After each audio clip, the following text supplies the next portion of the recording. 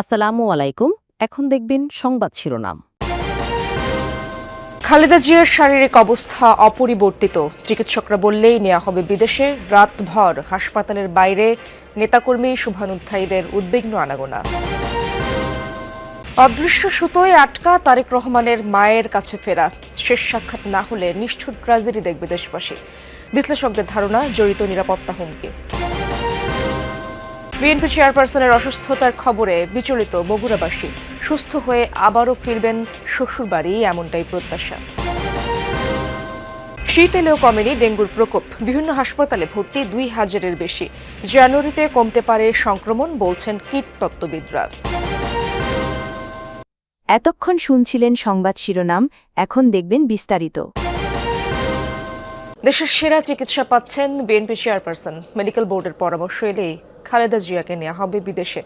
রাতে তার ব্যক্তিগত চিকিৎসক ডক্টর এজএডএম জাহিদ হোসেন এসব তথ্য জানিয়েছেন। এর আগে দলের মহাসচিব মির্জা ফখরুল ইসলাম আলমগীর জানান, খালেদা জিয়াকে বিদেশে নেয়ার জন্য ভিসা প্রস্তুত রয়েছে, এয়ার অ্যাম্বুলেন্সের জন্যও যোগাযোগ করা হয়েছে। তবে শারীরিক অবস্থা স্থিতিশীল না হওয়া পর্যন্ত অপেক্ষা করতে হবে। নানা রোগে আক্রান্ত ৮০ বছর বয়সী খালেদা জিয়াকে ২৩ নভেম্বর ফুসফুসে সংক্রমণ এবং হৃদযন্ত্রের সমস্যা নিয়ে আবারও ভর্তি করানো হয় হাসপাতালে। মেডিকেল বোর্ডের তত্ত্বাবধানে সিসিইউতে দেশি বিদেশি বিশেষজ্ঞ চিকিৎসকদের ধারাবাহিক নিবিড় পর্যবেক্ষণে চলছে বিএনপি চেয়ারপারসনের চিকিৎসা। শনিবার রাতে গণমাধ্যমের সাথে কথা বলেন খালেদা জিয়ার ব্যক্তিগত চিকিৎসক ডাক্তার এজএডএম জাহিদ হোসেন। জানান, এখনও অপরিবর্তিত রয়েছে খালেদা জিয়ার শারীরিক অবস্থা। বলেন, পৃথিবীর সবচেয়ে ভালো চিকিৎসা করার আয়োজন করা হয়েছে দেশেই। খালেদা জিয়াকে বিদেশে নিয়ে যাওয়া নির্ভর করছে তার শারীরিক সুস্থতা ও মেডিকেল বোর্ডের সিদ্ধান্তের ওপর। সারা পৃথিবীতে সবচেয়ে ভালো যে চিকিৎসা ব্যবস্থা করা প্রয়োজন সেটি ওনার জন্য এখানে করার আয়োজন করা হয়েছে। ওনার অবস্থা একই পর্যায়ে আছে এবং এটাকে আমরা ডাক্তারি ভাষায় যদি বলি, অর্থাৎ শি ইজ মেনটেইনিং দি ট্রিটমেন্ট, অর্থাৎ চিকিৎসকরা যে চিকিৎসা দিচ্ছে এই চিকিৎসা উনি গ্রহণ করতে পারছেন।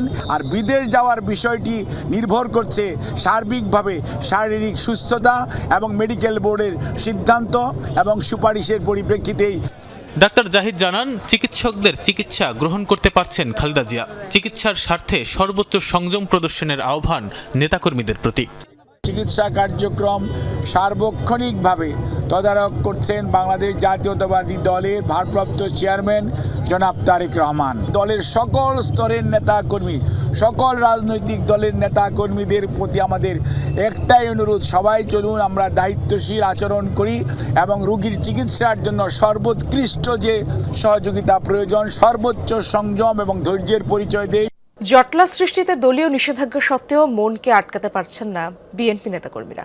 বেগম খালেদা জিয়ার অবস্থা সংকটাপন্ন শোনার পরই দেশের বিভিন্ন প্রান্ত থেকে ভক্তরা জড়ো হচ্ছেন হাসপাতালের সামনে। গভীর রাত পর্যন্ত অপেক্ষার মাঝে কেউ করছেন কোরআন তেলাওয়াত, কেউ বা করছেন প্রার্থনা। সবার প্রত্যাশা দ্রুতই সুস্থ হয়ে উঠবেন বেগম জিয়া।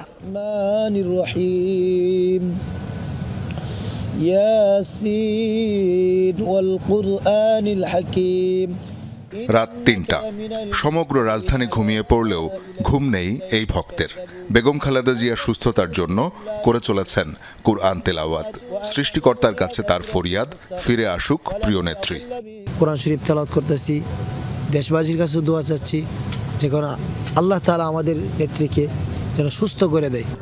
আরেক ভক্ত হাসপাতালের গেটের কোনায় বসে আছেন। বুকে ঝুলানো কার্ডে লেখা, স্বেচ্ছায় বেগম খালেদা জিয়ার চিকিৎসায় দিতে চান নিজের ফুসফুসটাও। যদি আমার ফুসফুস, কিডনি যা কিছু লাগে, হার্টের যে কোনো কিছু লাগে, আমি সব দিতে প্রস্তুত, যাতে আমার নেত্রী বেগম খালেদা জিয়া সুস্থ হয়ে বাংলার জনগণের কল্যাণ করতে পারে। ভোর হওয়ার বাকি কয়েক ঘন্টা মাত্র, তখনও প্রিয় নেত্রীর স্বাস্থ্যের খোঁজ নিতে উদ্বেগ উৎকণ্ঠা নিয়ে হাসপাতালের বাইরে কত কত নির্ঘুম চোখ, বলিন মুখের অপেক্ষা। বিএনপি মহাসচিবের নিষেধাজ্ঞাতেও মানছে না মন। মির্জা ফখরুল ইসলাম আলমগীর বলেছে যে কোনো বিদ না করে, তারপর তো আমরা মন মানাইতে পারি না। আবেগ করে আমার মা, দেশ নেত্রীর মা, মন তো আর বাধা থাকা যায় না। তারপরে এত রাতে আমরা মগবাজার থেকে সবাই এখানে আসছি আমাদের খালেদা জিয়া প্রাণপ্রিয় মানুষটাকে একটু দেখার জন্য। আমরা চাই উনিও আমাদের মতো কথা বলতে পারবে এবং আবার আমাদের মাঝে ফিরে এসে এই বাংলাদেশের গণতন্ত্রের ঝান্ডাটাকে যেভাবে তিনি উড়িয়েছিলেন আবারও তিনি উড়াবেন। বেগম খালেদা জিয়ার অবস্থা সংকটাপন্ন শোনার পর থেকেই অসংখ্য নেতাকর্মী এসে জড়ো হচ্ছেন হাসপাতালের সামনে। সন্ধ্যা থেকে গভীর রাত পর্যন্ত অপেক্ষা। এই বুঝি কোনো একটা সুসংবাদ এলো। মা সন্তানের দূরত্ব যোজন যোজন, এই দূরত্ব শুধুই পথের। ছেলের মন পড়ে আছে বাংলাদেশে। অসুস্থ মায়ের কাছে থাকার কি ভীষণ আকুতি। গোটা পরিবারই দেশের রাজনীতিতে দুর্দণ্ড প্রতাপশালী, কিন্তু সম্পর্ক যখন ব্যক্তিগত তখন রাজনীতি বড় বেশি ঠুনকো। কঠিন বাস্তবতায় কোথায় যেন আটকে আছে সব। মা বিএনপি চেয়ারপারসন খালেদা জিয়া ও সন্তান তারেক রহমানের এই থাকা না থাকার বেদনার্ত আক্ষেপের কথাই জানাচ্ছেন সুমাইয়া ঐশী। 2008 সালের 11 সেপ্টেম্বর তারেক রহমান তখন অকথ্য নির্যাতনে শয্যাশায়ী। কথা চলছে উন্নত চিকিৎসার। ওই দিন সাব জেল থেকে মুক্তি পেয়ে ছেলেকে পিজি হাসপাতালে দেখতে যান খালেদা জিয়া। দেশের মাটিতে মা ছেলের দেখার শেষ দৃশ্য ছিল এটিই। ওই দিন উন্নত চিকিৎসার জন্য সন্ধ্যায় তারেক রহমানকে নেওয়া হয় যুক্তরাজ্যে। এরপরই এক অনন্ত অপেক্ষা আর আক্ষেপের গল্পের শুরু। অপেক্ষা মায়ের সঙ্গে ছেলের মিলনের, আক্ষেপ ভাইয়ের শেষ নিঃশ্বাসের সঙ্গী হতে না পারার। 11 পরবর্তী তত্ত্বাবধায়ক সরকারের সময় উন্নত চিকিৎসা নিতে তারেক রহমান পাড়ি জমান যুক্তরাজ্যে। এরপর রাজনীতির জটিল সমীকরণে বন্ধ হয় তার ফেরার পথ। জন্মভূমির মাটির গন্ধ পাননি 17টি বছর। এই সময়ে মায়ের স্পর্শ পেয়েছেন মাত্র 4 বার। তবে এবার যখন জীবন মৃত্যুর সন্ধিক্ষণে মা, তখন তার মন মরিয়া হয়ে আবারও চাইছে সেই আঁচলের ছায়াতল।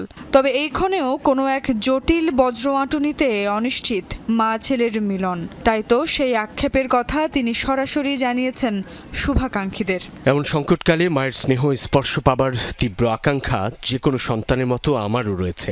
রক্তের বন্ধনের উজ্জ্বল প্রদীপগুলো নিভে যাওয়ার আগে আঁচ নিতে না পারার কষ্ট তারেক রহমানের এই প্রথম নয়। পরিবারের কেউ গুরুতর অসুস্থ হলে উদ্বেগ আর স্রষ্টার কাছে যেমন প্রার্থনা করে মানুষ, বগুড়ার পুত্রবধূ খ্যাত খালেদা জিয়ার জন্যও অঞ্চলবাসীর একই অনুভূতি।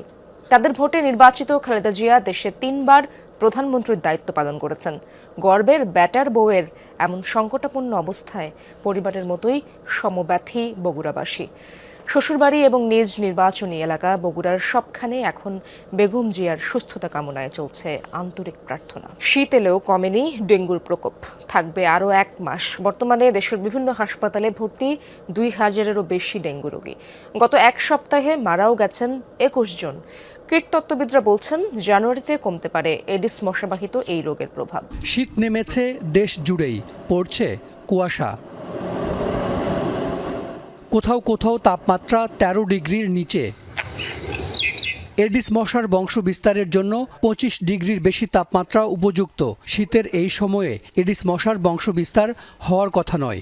এরপরও থেমে নেই ডেঙ্গুর প্রকোপ।